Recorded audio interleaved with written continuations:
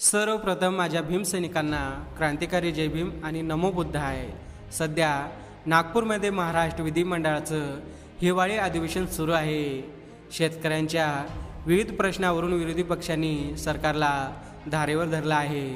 राज्यात कायदा आणि सुव्यवस्थेवरूनही सरकारवर टीका केली जात आहे. दरम्यान प्रहार जनशक्ती संघटनेचे अध्यक्ष बच्चू कडू यांनी विधानसभेत दमदार भाषण केलं आहे.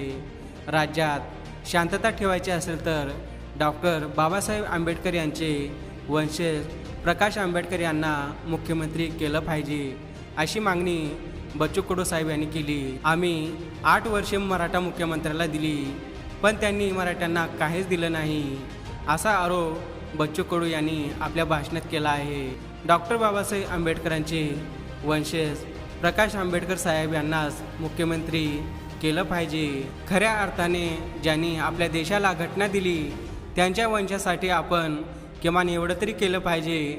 अशा पद्धतीने पुढे जायला काय हरकत आहे. प्रकाश आंबेडकर साहेब मुख्यमंत्री झाले तर राज्यात शांतता राहील, हे मी मुद्दाम विधानसभेत बोलत आहे. पण असं करायला आपली काय हरकत आहे. दलित मुख्यमंत्री का होऊ नये, माळी किंवा तेली मुख्यमंत्री का होऊ नये. दलित, माळी किंवा तेली समाजाचेही मुख्यमंत्री झालं पाहिजे. आम्ही 8 वर्ष मराठा मुख्यमंत्र्याला दिले, पण त्यांनी मराठ्यांना काहीच दिलं नाही, असे बच्चू कडू साहेब यांनी व्यक्त केले.